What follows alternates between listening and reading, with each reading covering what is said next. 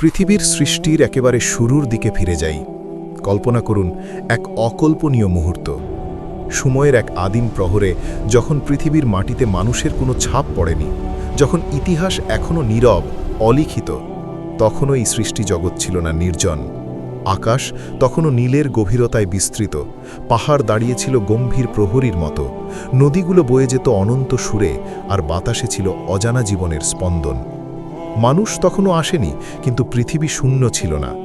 এই পৃথিবীতে তখন বাস করত এক রহস্যময় সত্তা, আগুনের শিখা থেকে জন্ম নেওয়া অথচ দৃষ্টির আড়ালে থাকা এক জাতি। তারা ছিল দ্রুতগামী, শক্তিশালী আর স্বাধীন।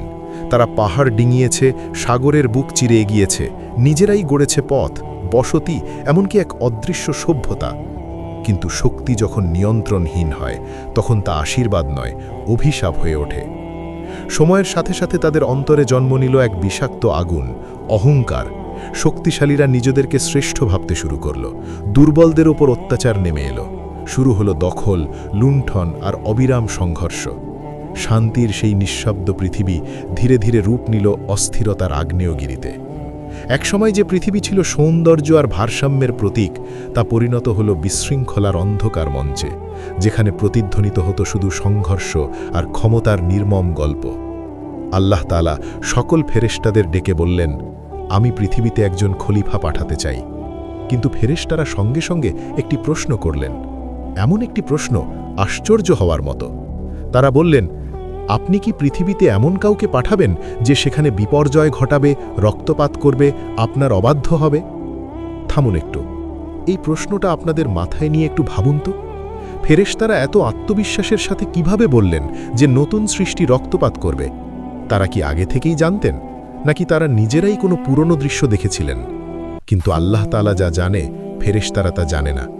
আজকের এই ভিডিওতে আমরা খুঁজে বের করব আদম আলাইহিসসালামের আগে এই পৃথিবীতে ঠিক কারা ছিল। তারা যদি পৃথিবীতে থেকেই থাকে, তাহলে মানুষকে কেন সৃষ্টি করল? সম্পূর্ণ বিষয় খুঁজে বের করব আজকের এই ভিডিওতে। পুরো রহস্যের দরজা খুলে দিয়েছে কোরআনুল কারীমের সূরা আল বাকারার ৩০ নম্বর আয়াত। আল্লাহ তাআলা সেখানে জানাচ্ছেন, যখন তিনি ফেরেশতাদের বললেন যে পৃথিবীতে একজন খলিফা নিযুক্ত করবেন, তখন ফেরেশতারা বললেন, আপনি কি সেখানে এমন সত্তা রাখবেন যে পৃথিবীতে বিশৃঙ্খলা ছড়াবে এবং রক্ত ঝরাবে? এই আয়াতে একটি অত্যন্ত সূক্ষ্ম কিন্তু গভীর ইঙ্গিত আছে। ফেরেশতারা ভবিষ্যতের কথা অনুমান করে বলেননি। তারা বলেছেন যেন বিষয়টা তারা আগে থেকেই জানেন, যেন তারা এই দৃশ্য আগেও দেখেছেন। আদম আলাইহিসসালামের আগে পৃথিবীতে এমন এক জাতি ছিল, তাদের নাম জিন জাতি। এই জিন জাতি পৃথিবীতে বিপর্যয় ঘটিয়েছে, রক্তপাত করেছে। এত কিছুর পরেও আল্লাহ তাআলা কেন মানুষ জাতিকে পৃথিবীতে পাঠিয়েছেন? কারণ আল্লাহ তাআলা যা জানেন, আর কেউ তা জানেন না। জিন জাতি কারা? জিন জাতিকে কি দিয়েই বা তৈরি করা হয়েছে? আল্লাহ তাআলা নিজেই বলেছেন সূরা রহমানে, তিনি জিনদের সৃষ্টি করেছেন ধোঁয়াবিহীন আগুনের শিখা থেকে।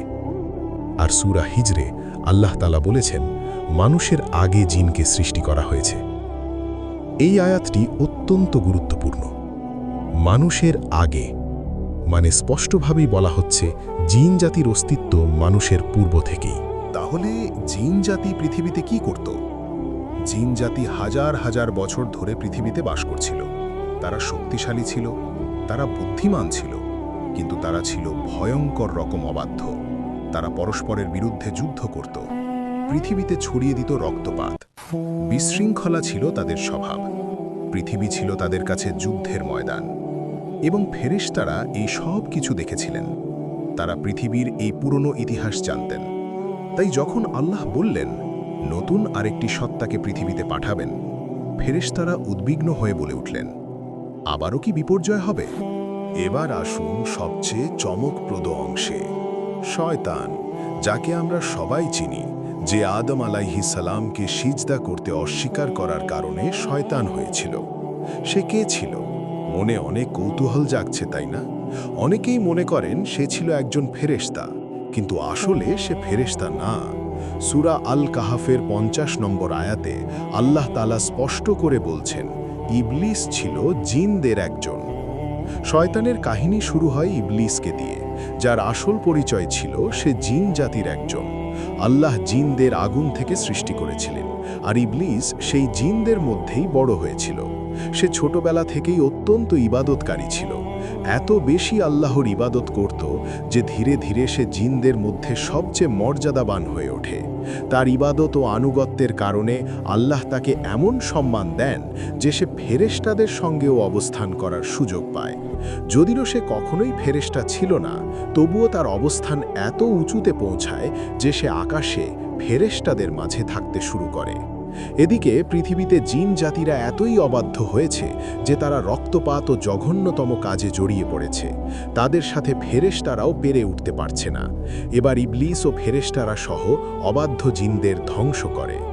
এই অবস্থায় পৌঁছানোর পরও তার অন্তরের ভেতরে একটি বড় দুর্বলতা লুকিয়েছিল, অহংকার। বাইরে থেকে সে খুব ধার্মিক এবং বিনয়ী মনে হলেও ভেতরে ভেতরে সে নিজেকে অন্যদের চেয়ে শ্রেষ্ঠ ভাবত। এই লুকানো অহংকারই পরে তার পতনের মূল কারণ হয়ে দাঁড়ায়। এরপর আল্লাহ প্রথম মানুষ আদম আলাইহিস সালামকে সৃষ্টি করেন।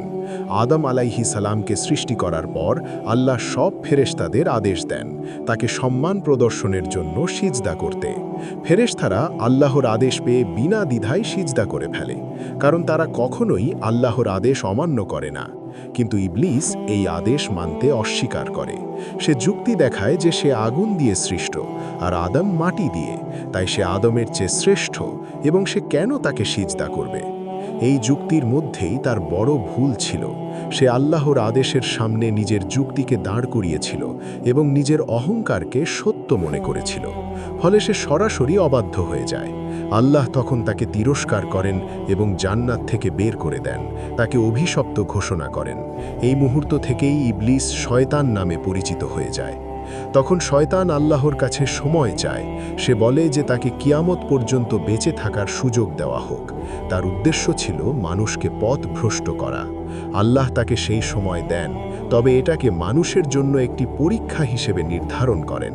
শয়তান প্রতিজ্ঞা করে যে সে মানুষের সামনে, পেছনে, ডানে ও বামে থেকে এসে তাদেরকে সঠিক পথ থেকে সরিয়ে দেবে। একটু ভাবুন তো, ইবলিস ছিল জিন জাতির। সে দীর্ঘ ইবাদত ও আনুগত্যের কারণে ফেরেশতাদের সাথে আল্লাহর দরবারে উচ্চ স্থান পেয়েছিল। সে পৃথিবীতে ছিল, পৃথিবীর পুরনো ইতিহাস তার জানা ছিল। যখন আদম আলাইহিস সালামকে সিজদা করার নির্দেশ হলো, ইবলিস অহংকার করে বলল, আমি তার চেয়ে শ্রেষ্ঠ। তুমি আমাকে বানিয়েছ আগুন দিয়ে আর তাকে বানিয়েছ মাটি দিয়ে। এই একটি ঘটনা থেকেই পরিষ্কার হয়ে যায় যে জিন জাতির অস্তিত্ব আদম আলাইহিস সালামের অনেক আগে থেকেই। ইবলিস নিজেই ছিল সেই পুরনো পৃথিবীর এক জীবন্ত সাক্ষী। তাহলে আজকের আলোচনা থেকে আমরা কি শিখলাম? আদম আলাইহিস সালামের আগে পৃথিবীতে জিন জাতির অস্তিত্ব ছিল। ফেরেশতাদের প্রশ্নের পেছনে একটি গভীর ইতিহাস লুকিয়ে আছে। পৃথিবী আদম আলাইহিস সালামের আগেও শূন্য ছিল না। আল্লাহ তাআলার সৃষ্টির পরিকল্পনা আমাদের কল্পনার চেয়েও অনেক বিশাল।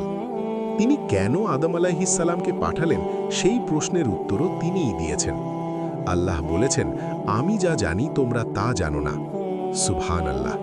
এই একটি বাক্যই যথেষ্ট। আল্লাহ জানেন এবং তার প্রতিটি সিদ্ধান্তে রয়েছে অসীম প্রজ্ঞা। মানব জাতিকে তিনি সৃষ্টি করেছেন তার খলিফা হিসেবে, পৃথিবীর প্রতিনিধি হিসেবে। এই দায়িত্ব কতটা বড় তা আমরা কি ভেবে দেখি? আজকের এই আলোচনা এখানেই শেষ করছি।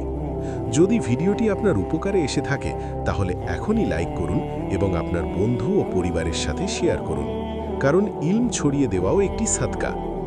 কমেন্ট বক্সে জানান এই বিষয়ে আপনার মতামত কি, আর পরবর্তী কোন বিষয়ে আলোচনা শুনতে চান।